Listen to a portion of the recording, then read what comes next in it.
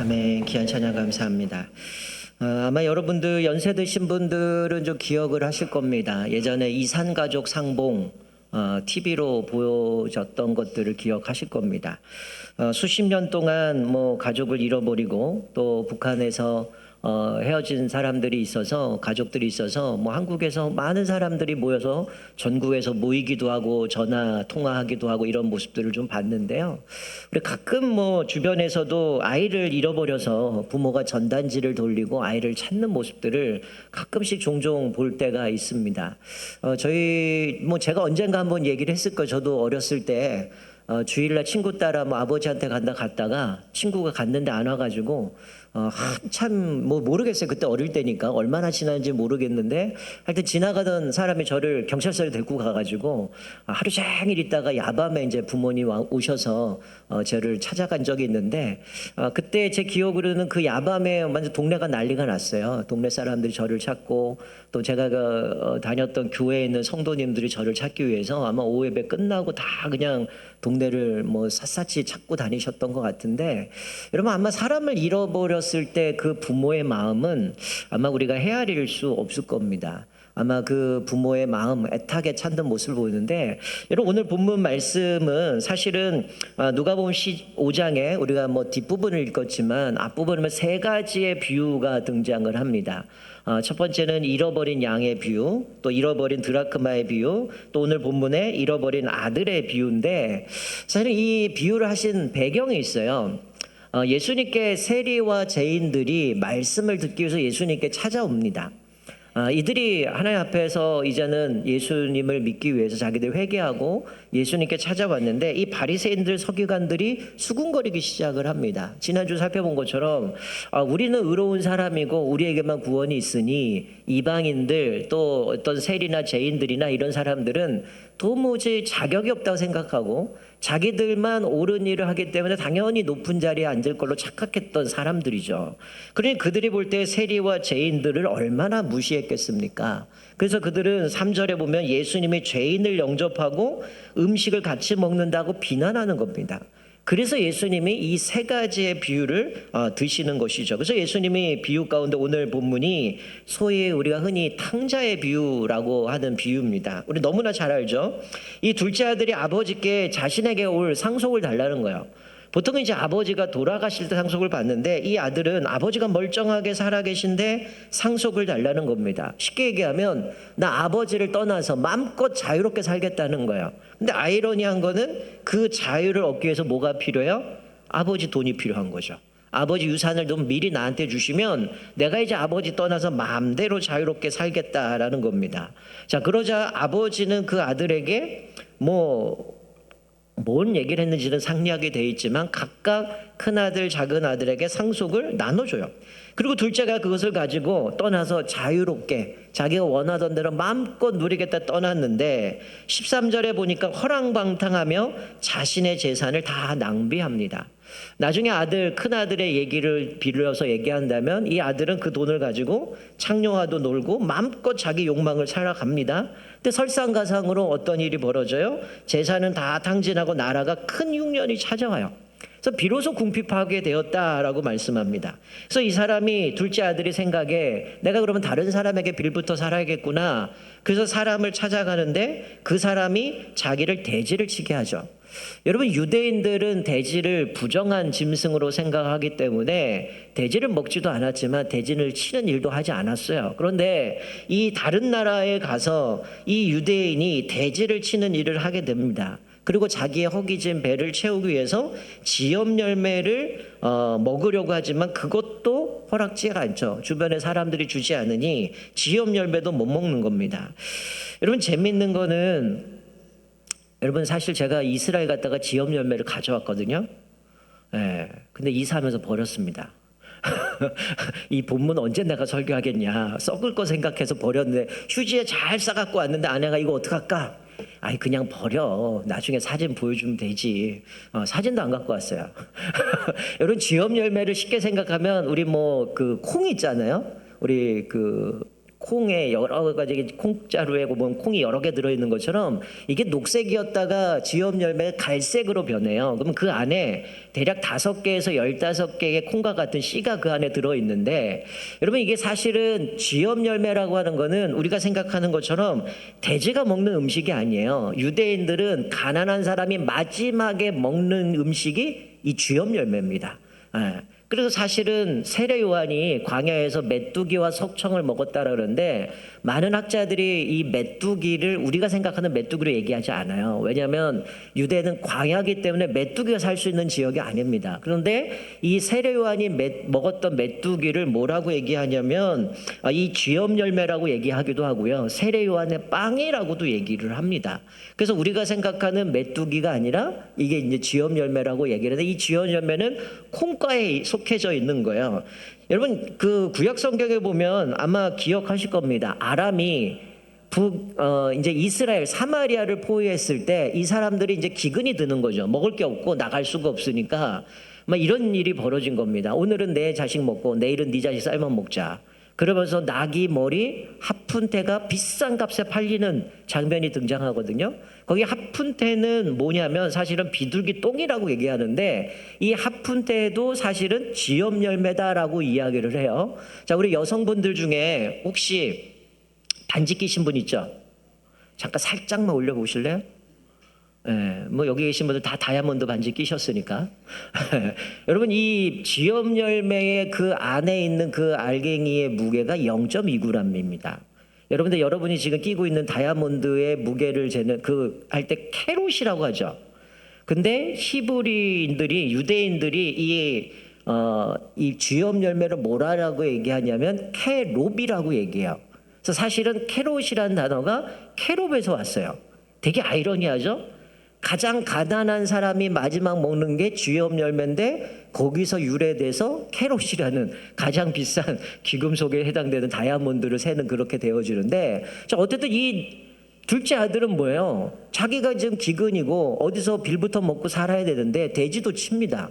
유대인들만 어떻게 보면 부정하고 이거 치지도 않는데 거기 유대인이 지금 그것을 치고 있고, 지엽 열매라도 먹으려고 하는데 주는 사람이 없어요. 근데 이 지엽 열매를 통해서 뭘 깨달아요? 그래, 내가 이렇게 지금 먹지도 못하고 있느니 차라리 아버지 집에 가면 우리 종들은 그렇게 풍부하게 먹고 살아가는데, 그래 내가 차라리 아버지 집에 가서 내가 종으로 살아가야겠구나, 내가 품꾼의 하나로 살아가는 게 더 풍족한 삶을 살겠구나라고 깨달은 겁니다. 어쩌면 자기는 풍성한 자유를 누려서 마음껏 누리고 살겠다고 했는데 어찌 보면 쫄딱 망해가지고 그 지엽 열매를 먹고 버티려고 했는데 지엽 열매도 못 먹는데 그거를 통해서 이제는 아버지를 생각하게 하는 거죠. 그래서 자기 머릿속에 내가 아버지 집에 가면 내가 하나님과 아버지께 범죄했으니 나를 용서해 주시고 나를 아들이 아니라 품꾼으로 하나로 삼아주세요 라고 아버지에게 얘기하겠다라고 다짐을 하고 실질적으로 회개를 한 거죠. 그리고 아버지께 돌아갑니다. 그리고 아버지께 자기가 생각했던 데 그대로 얘기하죠. 내가 하늘과 아버지께 범죄했으니 죄를 지었사오니 아들이라 일컫지 말고 나를 품꾼의 하나로 보소서라고 아버지께 얘기합니다. 자, 그런데 반전이 일어나요. 자, 20절 보세요. 중간에 보면 이렇게 표현하죠. 아직도 거리가 먼데 라고 얘기합니다.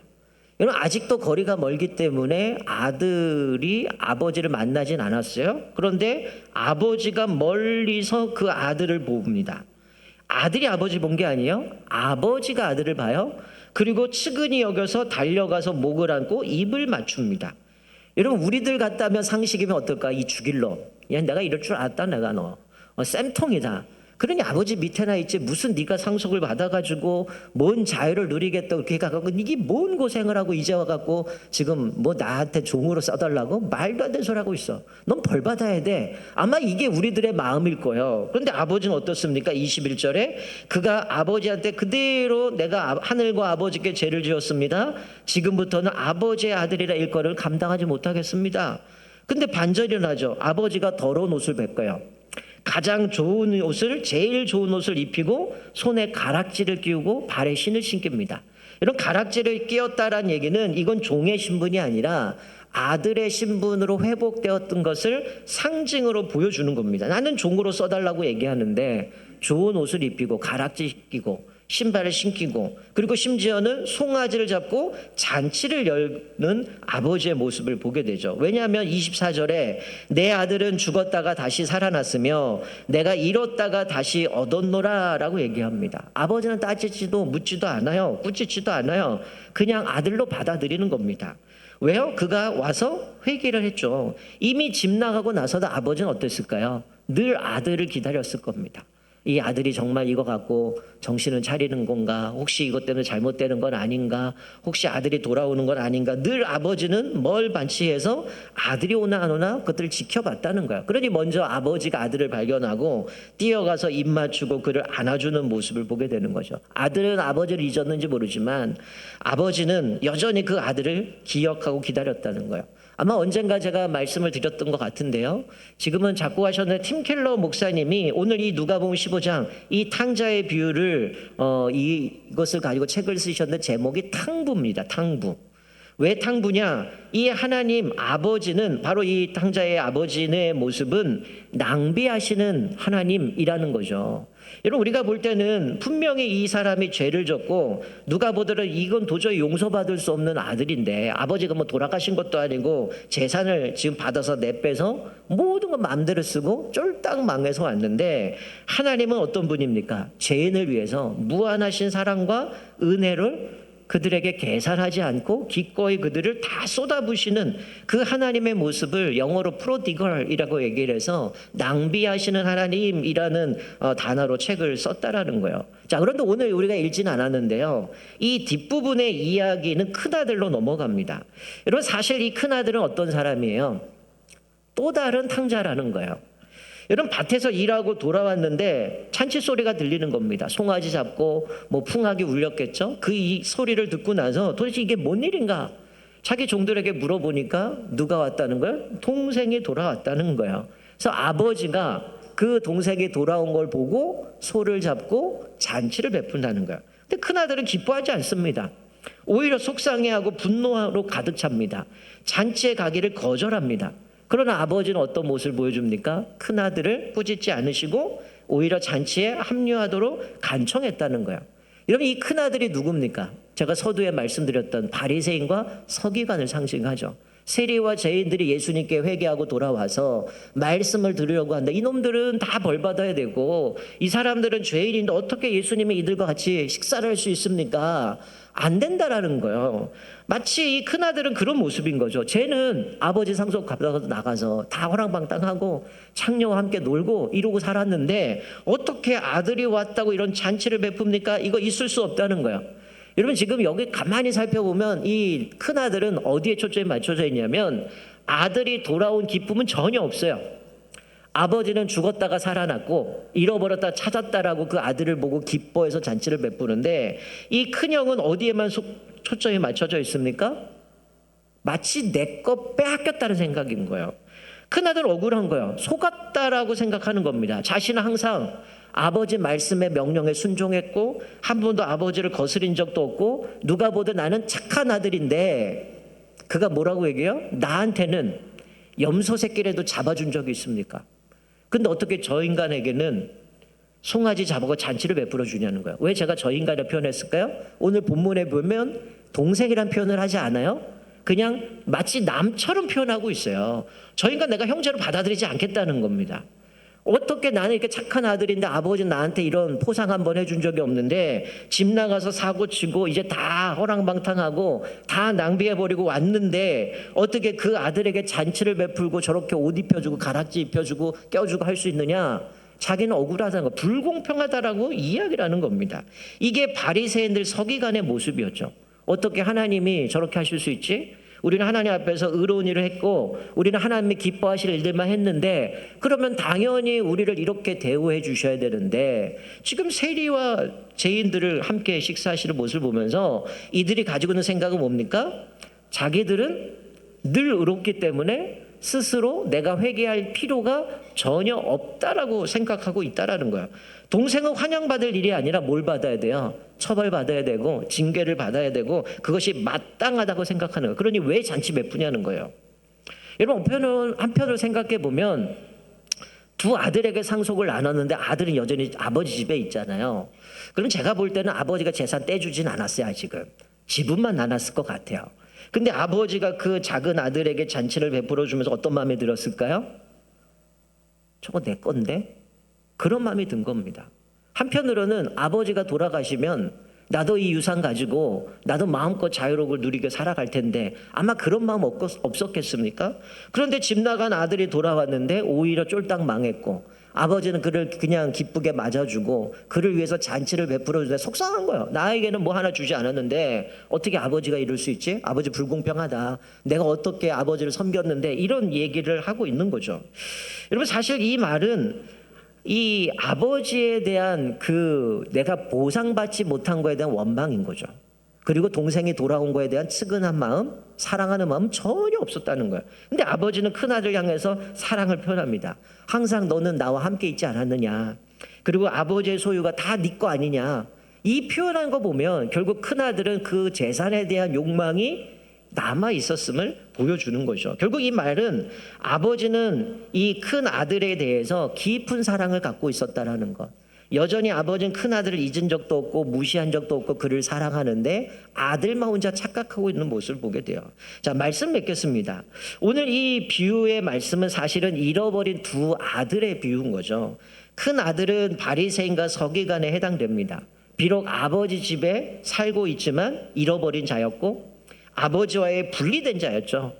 두 아들에게 재산을 나눠줍니다. 작은 아들은 다 탕진하고 아버지를 떠났지만 결국은 가난하게 돼서 돌아오게 되어진 계기는 그래도 아버지의 집에 종들은 이 행복하게 살아가는구나. 내가 여기 이러고 있는 것보다 아버지 집에 거하는 것이, 종으로 있는 것이 더 행복하다라는 걸 알게 된 거예요. 그래서 돌아와서 자기 잘못을 인정하고 아버지는 기뻐하며 그를 영접했다라는 거예요. 근데 큰 아들은 분개합니다.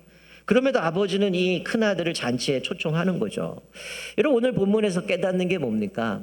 예수님은 잃어버린 자를 찾으신다라고 말씀하고 있어요. 앞에 비유 세 가지, 이 탕자의 비유까지 이 세 가지의 모습을 보면 하나님께서는 그 잃어버린 자를 찾기 위해서 계속해서 노력하시는 모습을 보여주죠. 그러나 우리는 어떻습니까? 얼마나 많은 사람들이 잊고 살아갑니까? 어쩌면 돌아오고 싶어도 우리가 기꺼이 받아주지 않는 것 때문에, 공동체가 그러지 못하기 때문에 그들이 돌아오지 못하는 건 아닌가 생각하게 됩니다. 혹 우리들이 이 바리새인들, 서기관들처럼 여전히 그들을 죄인 취급하고 있지는 않나요? 그들이 뭔가 잃어버린 자들인데 그들 사랑으로 품기보다는 쟤네들은 벌 받아야 돼, 쟤네들은 저렇게 된 건 마땅해 라고 생각하고 있는 건 아닙니까? 그러나 주님께 여전히 이 둘째 아들은 아들이었듯이 그들도 여전히 하나님의 자녀라는 거죠. 종으로 써달라고만 이야기하지만 아버지는 기꺼이 아들로 받아주셨다는 거죠. 뿐만 아니라 이 작은 아들은 하나님과 아버지께 자신이 자격 없다고 하나님 앞에 회개했다는 거예요. 여러분, 진정한 회개는 뭘까요? 나는 자격이 없다라는 거예요. 나는 아무 가치가 없다라는 거예요. 그럴 때야 주님이 그를 기꺼이 맞아주시죠. 여러분, 오늘 본문 15장에 나오는 이 비유들을 말씀하면서 핵심이 있어요. 뭐냐면 이와 같이 죄인 한 사람이 회개하면 회개할 것 없는 99명보다 더 기뻐하리라. 이게 핵심입니다. 죄인이 회개하고 돌아오는 것 주님이 기뻐하신다는 거야. 그러니 바리새인들, 서기관들이 세리와 죄인들이 회개하고 주님 앞에 왔는데 비난하고 힐난하는 모습을 보면서 그거 옳지 않아, 하나님 이 죄인이 돌아오는 걸 기뻐하신다라는 거예요. 여러분, 우리가 찾아야 할 사람들은 누굽니까? 우리 공동체 안에, 또는 우리 가족 안에 있을 수도 있고요, 내 지인들 중에도 있을 수 있어요. 근데 우리는 그들을 방관하고 방치하고 있지 않습니까? 오늘 이 세 가지 비유를 보면서 계속 강조하고 있는 게 4절에 보면 찾아내기까지 찾아다니지 아니하겠느냐, 8절에도 찾아내기까지 부지런히 찾지 아니하겠느냐, 또 32절에 동생은 죽었다 살아났고 내가 잃었다 얻었기로 우리가 즐거워하고 기뻐하는 것이 마땅하다라고 말씀해요. 여러분, 누가복음 19장 10절에 보면 예수님이 이 땅에 오신 이유를 이렇게 말씀합니다. 인자가 온 것은 잃어버린 자를 찾아 구원하려 함이니라. 뭐라고요? 예수님이 오신 거는 잃어버린 자를 찾아 구원하려 오셨다라는 거예요. 어쩌면 유대인들의 관점에는 이방인들은 잃어버린 자도 아니고 저 사람 구원받지 못한 사람이에요. 근데 예수는 그들을 향해서 잃어버린 자, 그들을 찾기 위해서 유대인이며 또 이방인이며 모든 사람들을 찾기 위해서 이 땅에 오셨고 우리를 구원해 주시기 위해서 오셨다라는 거예요. 여러분, 그 은혜를 누린 자들이 우리입니다. 그러니 우리도 주님의 마음을 가지고 잃어버린 영혼을 향한 사랑하는 마음, 용서할 수 있는 믿음의 사람이 돼야 되고 믿음의 공동체가 돼야 된다는 거예요. 저와 여러분들은 이 예수님의 마음을 가지고 잃어버린 영혼을 향하여서 그 사랑하는 마음, 주님, 그 아버지가 그를 측은히 여기고 달려와서 목을 안고 입 맞추고 그에게 가락지를 껴주고 옷을 입혀줬던 것처럼 우리 모두도 주님의 마음을 가지고 잃어버린 영혼을 품고 사랑하는 저와 여러분 되시기를 주님의 이름으로 축원드립니다. 여러분, 또 하나 우리가 기억하셔야 될 건 뭐냐면, 여러분, 자유를 누리기 위해서 아버지를 떠나갔어요. 근데 자유를 누리기는커녕 그냥 다 쫄딱 망하고 모든 걸 잃어버렸다라는 거예요. 근데 그 탕진하고 나서 그 아들이 기억했던 건 아버지를 떠올렸다는 거예요. 여러분, 어쩌면 우리도 둘째 아들처럼 그럴 수 있습니다. 하나님의 주권에 순종하기보다는 내가 하나님을 벗어나면 마음껏 자유롭게 많은 걸 누리겠지. 그런데 쫄딱 망하고 마치 좌절하고 절망 가운데 놓여 있을 수 있어요. 그럴 때 우리가 뭘 바라봐야 됩니까? 내가 돌아갈 곳이 있음을 기억해야 된다는 거예요. 여전히 주님은 우리가 주님 앞에 회개하면 우리를 여전히 아들로 맞아주신다라는 거죠. 여러분, 오늘 이 비유를 통해서 우리가 깨닫는 거는 주님은 낭비하시는 하나님입니다. 모든 것들 우리를 위해서 아낌없이 주시는 분이에요. 그러나 우리가 착각하시면 안 되는 거는 내가 회개했기 때문에 나를 구원하신 게 아니죠. 이미 예수님은 우리가 죄인 되기 전에 우리 왜 십자가 못 박혀 돌아가셨고 그 은혜로 구원받은 겁니다. 그러나 우리의 잘못은 주님 앞에 인정하고 회개해야 되는 거예요. 나는 아무 가치가 없습니다. 나는 아들로서도 자격이 없는 사람입니다. 그런 자들, 회개하는 자들 위해서 하나님께서 기뻐하시고 그들을 구원하시기 위함을 우리에게 말씀해 주고 있는데, 우리가 여기서 깨닫게 되어지는 거는 하나님은 우리가 배신할 거 아시잖아요. 이런 신명기 말씀에 모세가 마지막 죽기 직전에 그들에게 다시금 제 언약을 갱신하면서도 너희들 이스라엘 땅에 들어가면, 가나안 땅에 들어가면 너희들 배신할 거 주님 다 알고 계셔요. 그런데 그들과 언약을 갱신합니다. 예수님이 마지막 십자가에 잡히시기 전에도 제자들과 함께 마지막 만찬을 하면서 이 중에 나를 팔 자가 있을 거다, 이들이 다 나를 배신할 거 아심에도 불구하고 그들과 새 언약을 맺으셔요.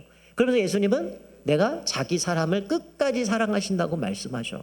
여러분, 우리가 오늘 말씀을 깨닫는 것은 비록 이들이 집 나갔는지 모르겠지만, 자기 자유를 위해서 허랑방탕한 삶을 살았는지 모르겠지만, 자신의 아무 가치가 없고 나는 부족함을 깨닫고 주님 앞에 돌이킬 때 주님은 우리를 기꺼이 받아주시고 다시금 그를 회복시켜 주시는 메시지를 보는 거죠. 그 주님이 그 잃어버린 자를 찾는다라고 이야기하는데 우리는 과연 그 마음을 갖고 있냐는 거죠. 어쩌면 잃어버렸음에도 불구하고 잊혀져 가기 때문에 그냥 그들과 상관없는 삶을 살아가는 게 아니라, 주님은 그 한 마리 양을 잃어버렸을 때 99마리를 내려놓고 찾을 때까지 찾으셨어요. 하나의 드라크마를 잃어버렸을 때 그거를 찾기 위해서 열심히 노력하는 모습, 또 그 아들을 잃어버렸던 그들이 돌아왔을 때 그를 기꺼이 봐주셨던. 그런데 우리가 한 가지 더 기억해야 될 건, 이 큰아들, 어쩌면 우리가 교회 생활 열심히 해요. 신앙생활 한다고 하지만 교회 안에 머물러 있고 내가 선을 추구하지만 하나님의 명령을 기쁜 마음이 아니라 의무감에, 아니면 무의식적으로도 어떤 내가 형식적으로 그 일을 하고 있다면 어쩌면 우리도 바리새인과 다를 바가 없습니다. 이 바리새인은 늘 율법 지켰죠.